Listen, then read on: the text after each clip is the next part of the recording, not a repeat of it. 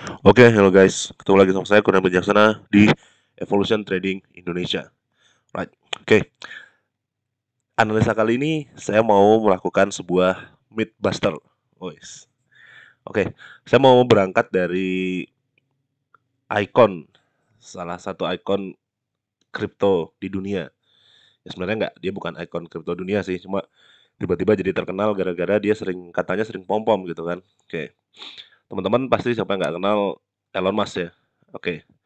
Nah, ini saya lagi ada Twitternya, saya udah follow juga. Nah, saya mau bahas nih, karena orang-orang suka sampai nyalah-nyalahin dia gitu. Elon Musk, ngapain sih pom-pom ini segala, ngapain sih gini, segala macam kan. Dan akhirnya sampai bilang gara-gara Elon Musk si Bitcoin jadi turun. Gara-gara Elon Musk ini gini, gara-gara Elon Musk gini. Ya menurut saya jangan kayak gitulah, jangan jangan jadi orang yang bodoh kayak gitu. Kenapa? Karena pertama itu Twitternya dia. Dia punya hak untuk nge-tweet apa aja gitu kan. Jangan bilang itu market manipulation juga, bodoh amat dia.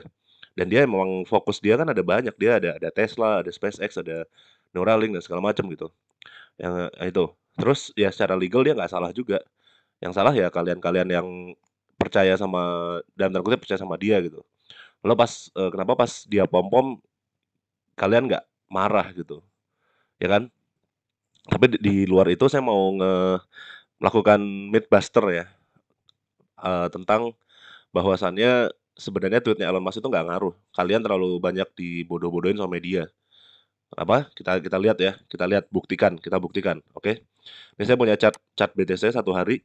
Di setiap tanggal-tanggal yang pakai garis kuning ini, saya ngasih apa namanya tanda di mana berita-berita yang berhubungan dengan Elon Musk ya. Oke, pertama berita Tesla beli Bitcoin itu keluar di 8 Februari. Ini ya, lihat. Tesla buys 1.5 billion USD in Bitcoin, plans to accept it as payment. Jadi 8 Februari 2021 Tesla bilang udah beli 1,5 miliar dolar dalam Bitcoin. Tapi kan pertama yang perlu dibaca adalah ini adalah SEC filling Monday. Jadi ini laporan bulan sebelumnya. Jadi bukan berarti pada saat ada berita ini langsung naik, langsung dipom-pom. Enggak, itu salah besar.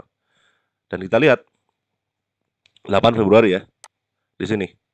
Bitcoin udah naik banget dari sini. Kalau misalkan kita belinya udah di sini, tar saya kasih apa namanya? Saya kasih kuas.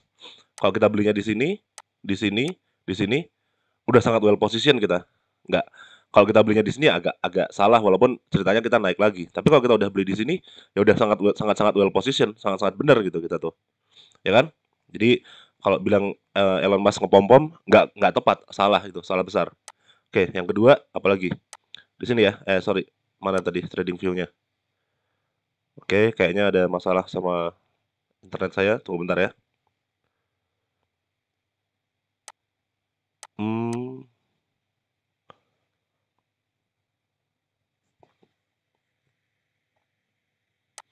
kayaknya browsernya agak nge-lag. Oke, sip. Sorry. Nah, di sini lalu ada Tesla menerima Bitcoin di tanggal 24 Maret atau 25 ya. Nah, 24 Maret ya. 24 Maret, you can now buy Tesla with Bitcoin. Ini kata Elon Musk ya. Nah, buy Bitcoin capability available outside US later this year. Nah, 24 Maret. Dan habis itu dia sebenarnya sempat turun dulu baru mulai naik. Tapi harganya udah tinggi juga gitu. Jadi nggak ngaruh banget sih kalau menurut saya. Ya ini ada sedikit katalis tapi memang secara teknikal dia memang sudah mantul dari 50 MA-nya. Terus ya ini juga ada di dasar dari pola ini baru dia naik kayak gitu. Oke. Tesla accept Bitcoin. Jadi ya udah doesn't matter nggak terlalu ngaruh. Nah, terus Tesla dan Bitcoin ini yang katanya bikin orang marah sama Elon Musk ya. Ini tanggal 13 Mei 2021. Tesla nggak jadi make Bitcoin, ya kan gitu kan? Nah, ini berapa? 13 Mei 2021 ya. 13 Mei 2021. Di sini. Itu udah turun.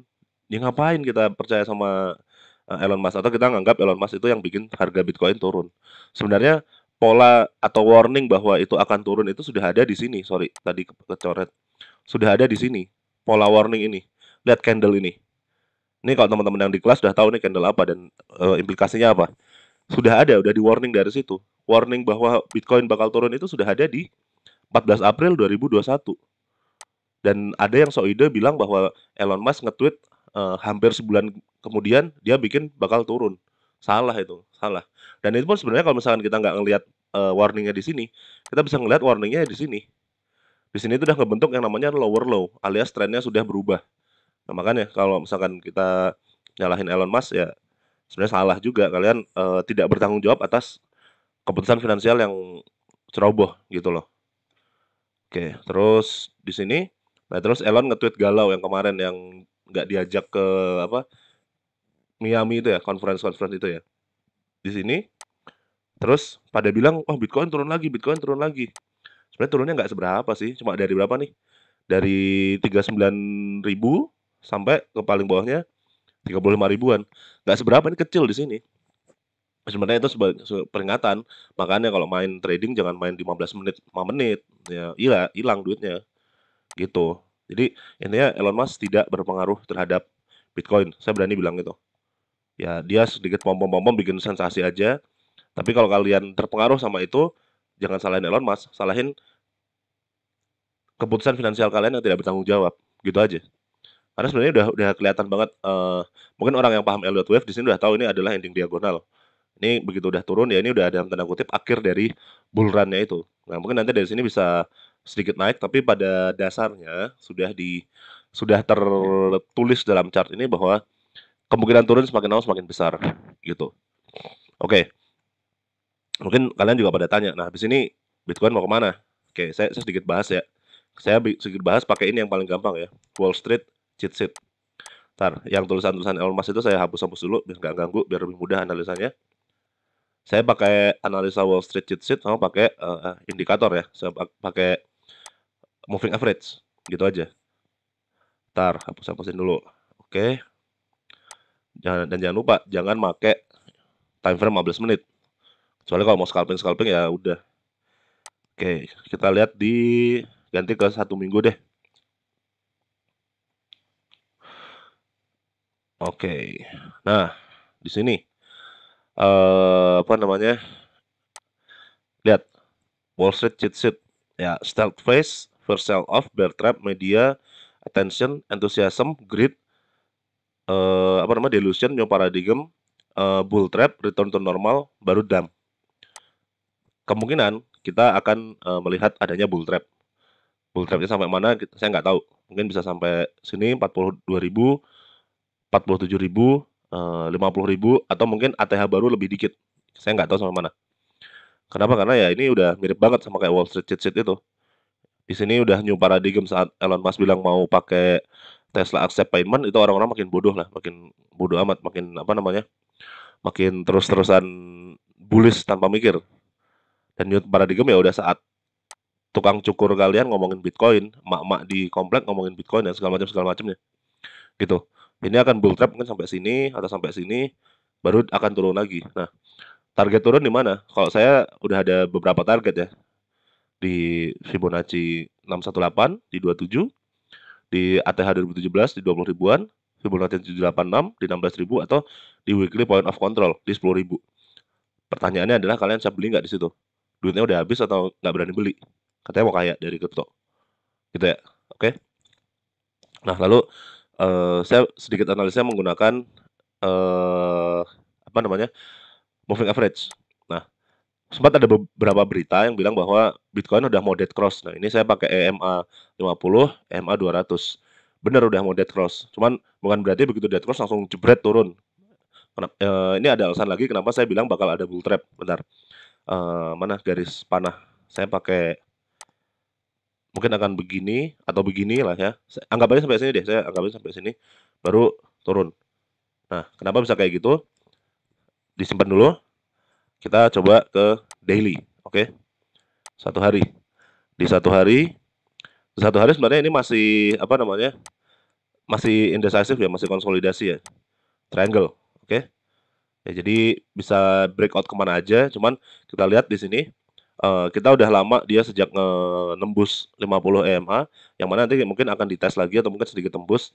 Tapi kalau benar ini kejadian dead cross, kita lihat secara sejarah dead cross itu polanya bakal kayak gimana? Lihat nih ya. Masih dead cross ya, kita cari mana dead cross, kejadian dead cross.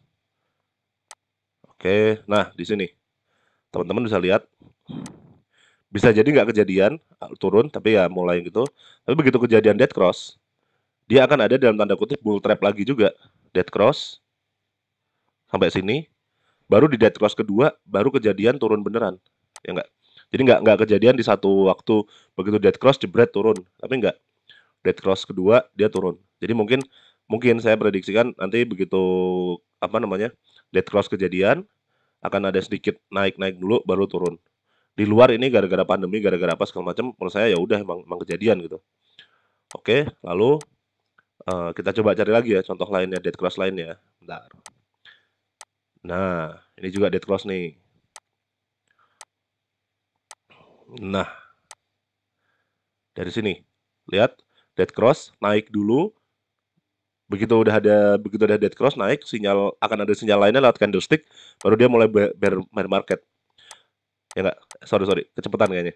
Jadi dari ini udah dead cross, naik lagi dulu sampai apa namanya resisten atau sampai ada candle yang menandakan bahwa bearish telah dimulai, baru dia downtrend gitu. Oke, ini juga sama. Prediksi saya makanya akan naik dulu. Pertanyaannya naiknya kemana? Ntar, scrollnya males juga. Oke, ini ya. Kalau terus kejadian akan naik dulu. Naiknya sampai mana? Nanti ada resisten-resisten lainnya di mana gitu. Baru akan turun. Oke, kalau ditanya kemungkinan-kemungkinan untuk naiknya saat dead cross kejadian ada di saya pakai Fibonacci aja dari pucuk atas sampai pucuk bawah sini. Mungkin di 618 ya. Ya berarti zona sini. Makanya saya tadi bilang antara 40-50 ribuan, mungkin sekitar sini. Di sini ya sebenarnya kalau saya pribadi mau trading, mungkin akan beli pelan-pelan, beli beberapa ke sini. Begitu sudah ada apa namanya tanda-tanda candle-candle bapuk gitu ya, candle-candle bearish di sini dan terusnya kejadian, ya udah saya short atau saya jual, nanti turun. Pertanyaan, wah bang kalau gitu gimana dong, masih bull market nggak atau gimana? Masih santai, tapi menurut saya pribadi masih bull market, tapi kita lihat skala yang sangat besar ya. Jangan lihat skala pakai 15 menit, bodoh namanya. Nah, saya lihat pakai di weekly lagi. Ini kan saya ada tanda-tanda nih, Fibonacci, weekly point of control segala macam. Ya menurut saya koreksi sampai sini masih sangat-sangat mungkin gitu loh. Kan kita lihat jangka panjangnya, kalau kita lihat dari pucuk bawah ini sampai pucuk atas, ini dari mana namanya 2020 sampai ini, ya kan Fibonacci-nya ada di sini kan. Kita anggap aja sampai 786 deh, misalkan ceritanya ya sampai sini gitu. Lalu kita menggunakan prinsip AB sama dengan CD. Jadi dari sini sampai sini, lalu dari sini ke sini gini 786. So setelah 786 kita bisa mendapatkan harga sampai ke ya mungkin 80.000 gitu. Tapi ya itu dia tadi akan turun cukup jauh. Pertanyaannya altcoin gimana? Nanti kita bahas di video lain ya. Saya sengaja bikin video ini khusus Bitcoin aja karena poinnya paling penting itu. Jadi kalian jangan terpengaruh sama apalah itu Elon Musk segala macam semuanya itu. Kalau kalian terpengaruh terus kalian nyalahin itu keputusan finansial yang bodoh sih menurut saya. Jadi janganlah, tobatlah gitu ya. Oke, siap. Jadi itu dari video dari saya. Terima kasih telah menonton dan sampai jumpa. Jangan lupa subscribe ya.